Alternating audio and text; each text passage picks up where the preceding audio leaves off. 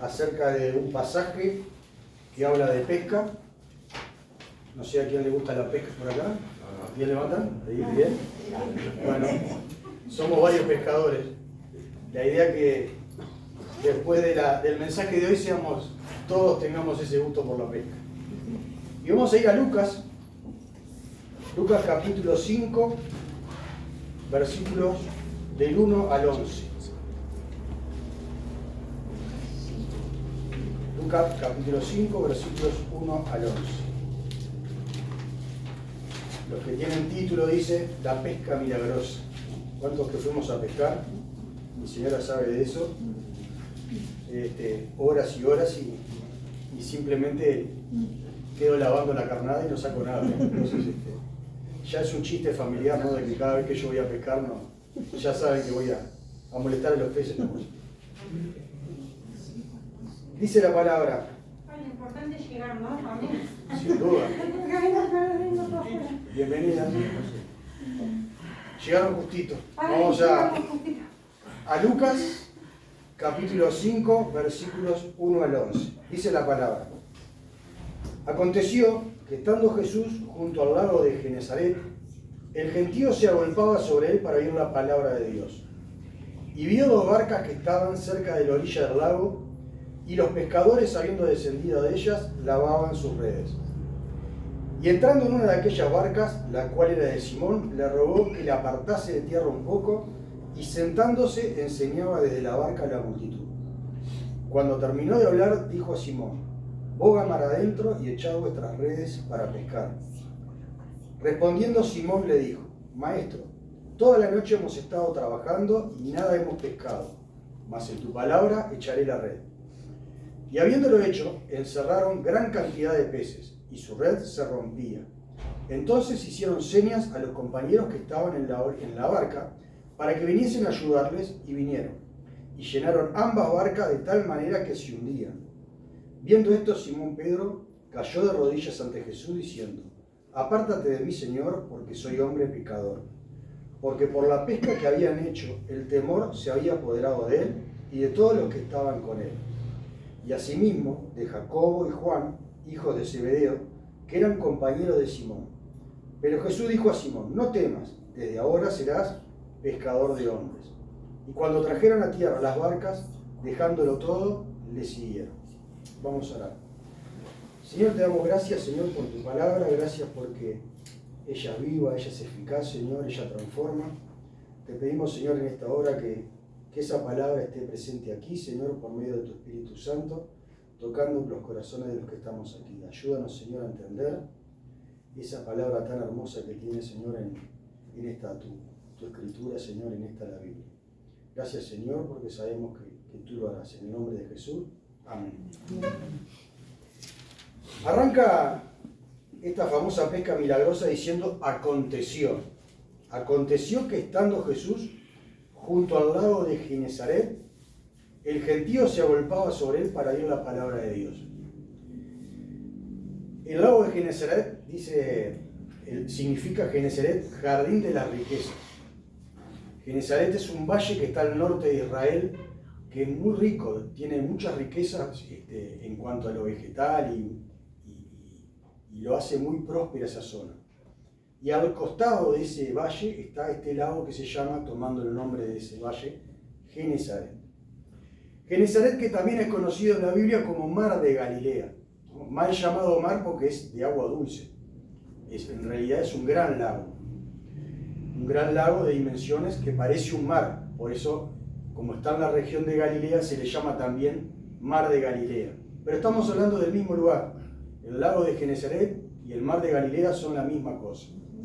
Es más, los romanos también le cambiaron el nombre y lo llamaron Mar de Tiberíades, ¿no? En honor a Tiberio César, ¿no? Que fue uno de los emperadores.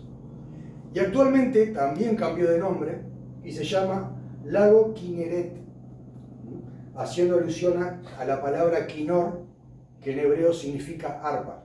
Se ve que el lago tiene una forma como de arpa y por eso en la actualidad se le llama Lago de Kinneret.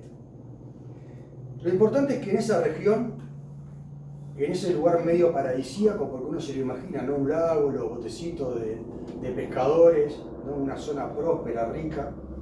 En ese entorno tan lindo estaba Jesús caminando, dice, y una multitud le seguía, el gentío se agolpaba. Y uno cuando bucea la palabra, cuando uno lee la palabra y le empieza a tomar ese amor a la palabra y empieza a entender que la palabra realmente es viva, es eficaz, produce cambios, nada está escrito de más. La otra vez conversábamos cuando dábamos David, cuando dice que tomó 5 piedras, uno diría apresuradamente, era un dato de más, digo, con decir que había tomado piedras ya alcanzaba. Sin embargo, nada está porque sí en la Biblia. Decía 5 piedras por algo. Y si seguimos investigando y seguimos escudriñando, vemos que habían 5 gigantes, no uno. Entonces, todo tiene relación en la palabra, todo tiene un porqué. Y nosotros simplemente leyendo la palabra nos llena de esa sensación de decir, qué hermoso todo lo que está escrito, cuánto enriquece, cuánto aprendo, cuánto transformo, cuánto puede cambiar mi vida. Imaginen al autor de la palabra hablándoles en vivo, no solo siendo audible esa palabra por el autor, sino además viéndolo ahí. ¿Cómo no lo va a seguir la multitud? Decían que él hablaba como que tenía autoridad. ¿Y autoridad qué significa? Autoría. Él era el autor de la palabra. ¿Quién más que Jesús podía hablar de autoridad referente a la palabra? Eso era lo que estaba pasando en ese momento. La gente se agolpaba para poder escuchar a Jesús. Y Jesús traía a esa gente a ese lugar. Y Jesús está al control de todo. Ya vio las barcas, vio que la multitud era grande y que, obviamente, si acá estamos todos parados y yo tengo que hablar a una multitud, a los que están atrás, y si son medio bajitos, no los voy a ver, no voy a tener contacto visual con ellos y quizás si hay algún barullo o ruido no me van a escuchar. Jesús buscó un lugar estratégico, dice, y vio 2 barcas que estaban cerca de la orilla del lago. Y los pescadores, habiendo descendido de ellas, estaban lavando sus redes. Jesús se acerca, ¿no? Dice, entrando en una de aquellas barcas, la cual era de Simón, le rogó que le apartase de tierra un poco y sentándose enseñaba desde la barca a la multitud. Jesús no eligió cualquier barca, eligió la barca de Simón. ¿Por qué? Lo vamos a ver en el transcurso del pasaje y vamos a ver cómo Jesús tenía una doble intención. Tenía la intención de estar hablándole a su auditorio, pero a la vez Jesús tenía también esas palabras para que llegaran al corazón de Pedro. Porque Pedro no era parte del auditorio, pero estaba allí, lavando las redes, estaba escuchando. Y vemos que dice la palabra que él se sentó en la barca, ¿no? Qué momento mágico, qué sencillez, ¿no? Uno diría, alguien que va a hablar al público se para delante de un púlpito, ¿no? Imaginen un político, levanta los brazos, hace aspaviento. Jesús se sentó, me imagino al barco balanceándose suavemente, y él en esa actitud humilde, teniendo el control del auditorio, pero sin engrandecerse, con la humildad que lo caracterizaba, se pone a hablar a los seguidores que tenía en ese momento. Y hablando con autoridad. Y Pedro escuchando. Pedro lavando las redes, seguramente, y escuchándolo. Y dice la palabra. Cuando terminó de hablar, le dijo a Simón, boga mar adentro y echad vuestras redes para pescar. Tremendo. Uno dice, boga mar adentro y vamos a tirar las redes para pescar. Contra todas las costumbres de la época.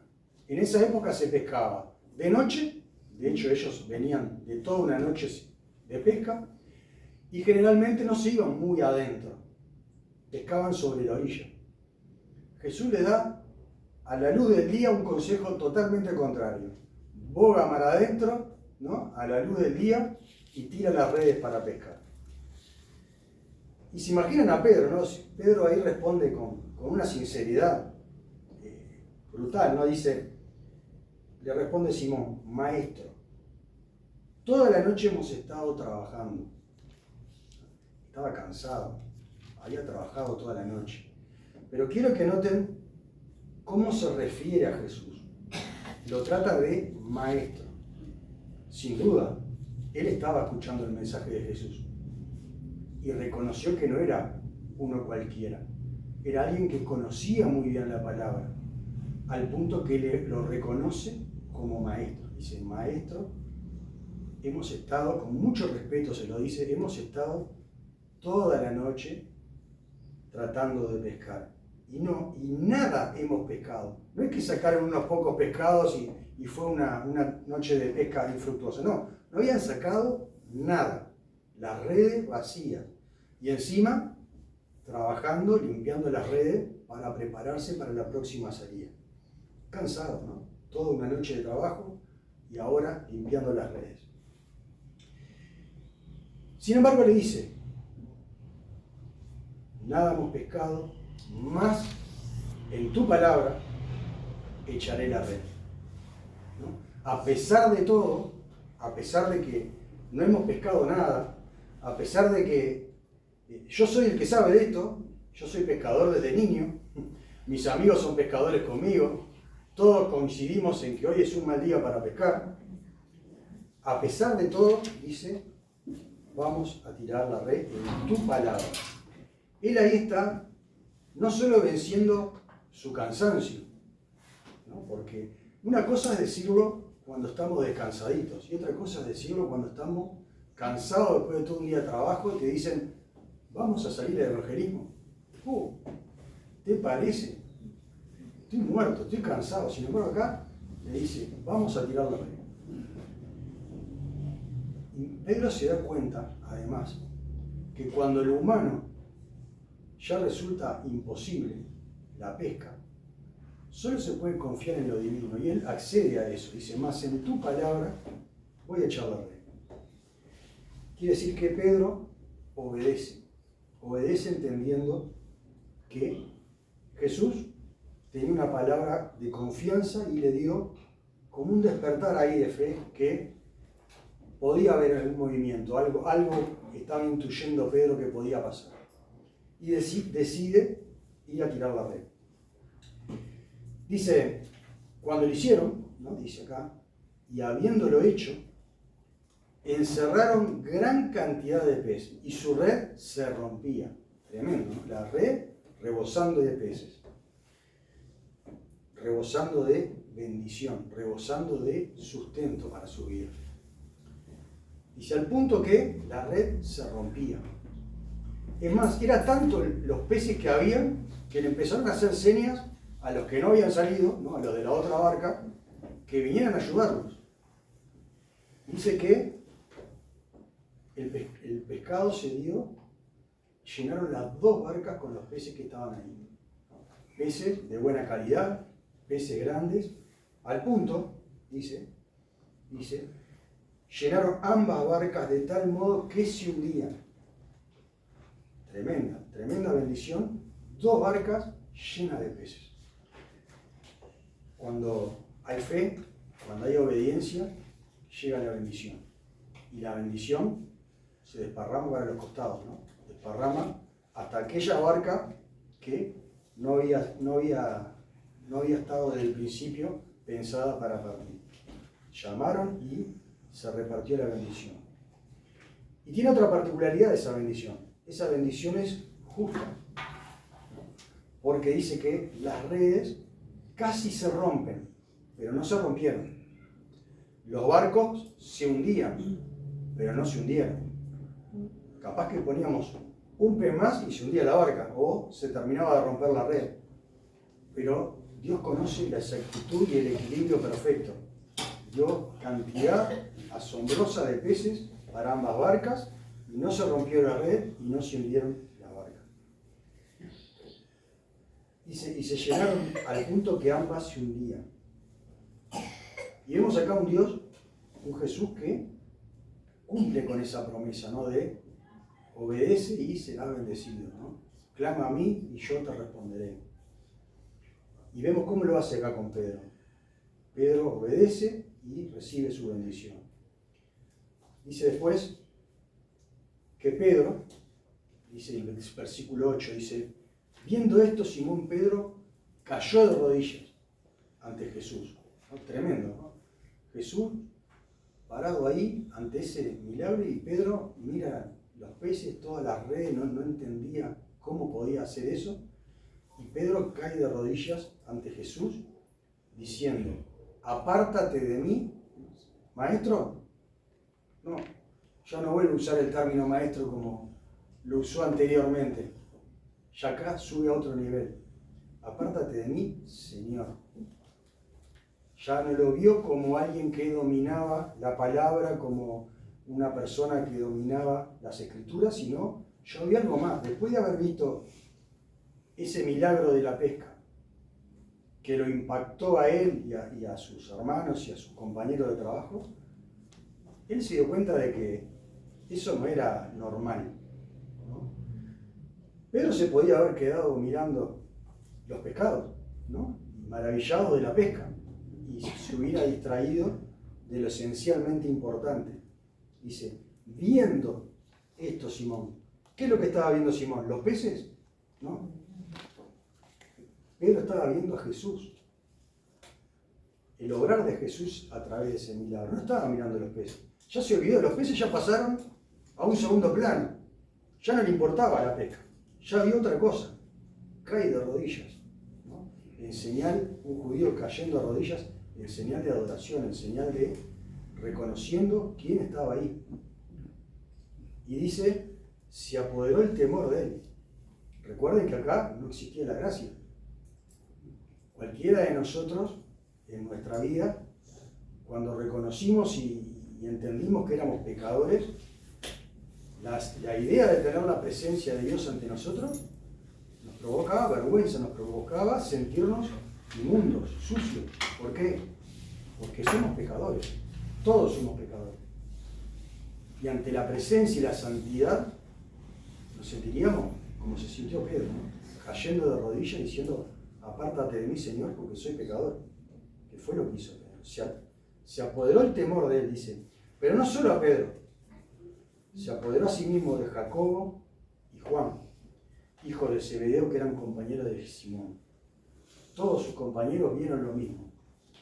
Pero en Pedro vio algo más, vislumbró algo más, que los otros se quedaron con el temor. Pedro vio en Jesús a ese Señor de señores, ¿no? Y a ese Mesías que estaban esperando, al punto de caer de rodillas.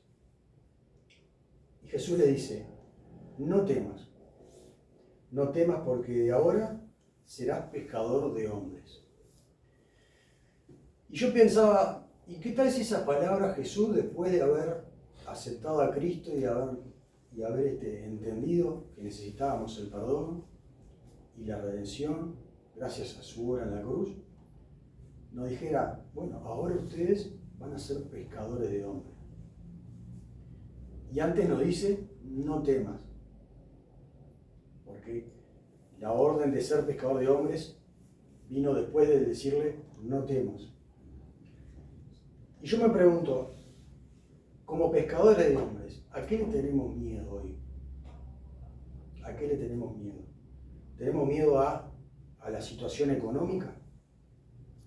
Ya vimos que Dios es el dueño de los peces, el dueño del oro, de la plata, de todo lo que hay en el universo. Él está en control de todo. ¿Qué tenemos? ¿Miedo de qué? ¿De la violencia de las calles? ¿De la violencia que hay en la sociedad? Jesús le dijo a sus discípulos en medio de la tormenta, en medio de una tormenta tempestuosa, con olas, con viento, tened fe, yo estoy en la barca. Yo soy el que puedo calmar las aguas y los vientos. No tengan miedo en bogar la barca a aguas profundas. ¿Por qué? Porque yo voy a estar con ustedes hasta el fin del mundo. Entonces, tenemos la garantía de que el Señor va a estar con nosotros. Y vemos que dice, cuando trajeron a tierra las barcas, dejándolo todo, le siguieron. La barca llegó, la pesca rebosando, y totalmente quedó para un segundo plano la pesca. Dice, dejaron todo, dejaron la barca, la pesca, no solo eso, su modo de vida, su forma de trabajo, sus costumbres, para salir en pos de lo que se venía nuevo, una nueva vida siguiendo a Cristo. Dice, fue tal impacto el milagro, este milagro, que no, el milagro no fue la cantidad de peces, el milagro fue la transformación que produjo Jesús en Pedro. Dejándolo todo, le siguieron. Hermanos, en conclusión de esta gran pesca, Dios siempre está al control. Siempre está al control. En este caso, dejó unas redes llenas de peces. En otro caso, con unos pocos peces y unos pocos panes, llenó varias cestas, siempre hablando de peces, ¿no? Y alimentó a miles de personas.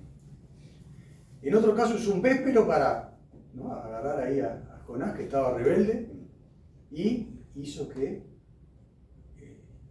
lo expulsara en determinado lugar. O sea, toda la creación, todo obedece al Señor. Sin duda, el hecho de que ellos hayan ido a pescar y no pescaran nada, también estaba bajo el control de Dios. ¿Por qué? Porque estaba preparando el terreno para que sucediera ese encuentro con Cristo, para que Cristo hiciera la obra, para que quedaran mirando al Creador de los milagros. El cambio en el corazón de Pedro fue el verdadero milagro. Pedro dejó de ser quien era. Ya no era aquel pescador que estaba preocupado por la pesca. Empezó a entender que había algo más allá de la pesca, que estaba ese Señor de señores que se había presentado frente a él y le demostró con un hecho sobrenatural quién era. Y yo me pregunto a veces, cuando vemos los milagros de nuestro tiempo, ¿no?, que hay muchos milagros en nuestro tiempo, cosas que pasan que realmente uno dice, acá estuvo la mano de Dios. ¿Qué sucede con nuestras vidas? ¿Nos quedamos mirando el milagro o hacemos como Pedro? Nos quedamos mirando al que hizo el milagro, al hacedor del milagro. Porque muchos nos podemos quedar mirando el milagro. Yo he escuchado de personas que oran y quieren para llegar a tener un título de abogado o de escribano, y el día que lo reciben se olvidaron de Dios. Se dedicaron a la abogacía y se dedicaron o a la escribanía o al doctorado, y después se olvidan de Dios. Se quedaron mirando el milagro y después se olvidaron del hacedor del milagro, que era lo más importante. Cuando vemos y nos regocijamos en las campañas evangelísticas y en la cantidad de personas que vienen, ¿qué nos quedamos admirando a las personas que se han acercado a la iglesia, o nos admiramos del hacedor del milagro, del Jesús que estuvo atrás de esas vidas trayéndolos? Es una cuestión de perspectiva, pero creo que tenemos que empezar a focalizarnos, ¿no?, en centrarnos en el autor de los milagros y no tanto en los milagros. Eso es lo que quiere, a través de esta predicación, a través de este mensaje, lo que muestra esta pesca milagrosa, ¿no? Cómo se transforma el corazón de Pedro y cómo somos llamados a ser esos pescadores, ¿no?, a llevar nuestras redes, a abogarlas en lo profundo, no en lo superficial. No estamos llamados a un cristianismo superficial, estamos llamados a un cristianismo profundo, a llevar nuestras redes allá donde nadie va, allá donde nadie se anima, allá donde es necesario. El Señor va a estar ahí para darnos, ¿no?, para llenar esas redes, porque no vamos a ser nosotros, igual que en este caso, va a ser el Señor el que va a llenar las redes. Y el Señor va a estar ahí para llenar esas redes para su gloria, ¿no? La gloria siempre es de Dios. Tenemos que llevar las redes a lo profundo Y no importa las circunstancias, no importa si nadie se atreve o si las circunstancias son contrarias. El Señor quiere que llevemos nuestras redes a hacer esa pesca de hombres. Y tengamos a mano, como tú el maestro, ¿no? Acá nos muestra perfectamente. Muchas veces nos preocupamos por el marketing, por llevar un púlpito, por llevar pantalla, por llevar el audio, por llevar cosas marketineras para atraer a las personas. Jesús no necesitó nada de eso. Jesús se sentó en una barca. Quiere decir que con cosas sencillas, con cosas que tenía ahí a la mano, se pudo hacer una proclamación de la palabra sin tanto artilugio, sin tanto marketing, sin tantas cosas que el mundo hoy parece que estuviera apuntando a eso, ¿no? A crear imágenes y a crear cosas para atraparnos. Y realmente lo que atrapaba a la gente no era el marketing, no fue un afiche, era la palabra. La palabra es la que tiene el poder. Y tenemos que entender eso, que lo que tenemos que transmitir allá afuera es no nuestra versión de la Biblia, es la palabra limpia y pura para que sea ella que transforme la vida de las personas. Nosotros simplemente somos los que vamos a tirar la red. De todo lo demás se encarga el Señor.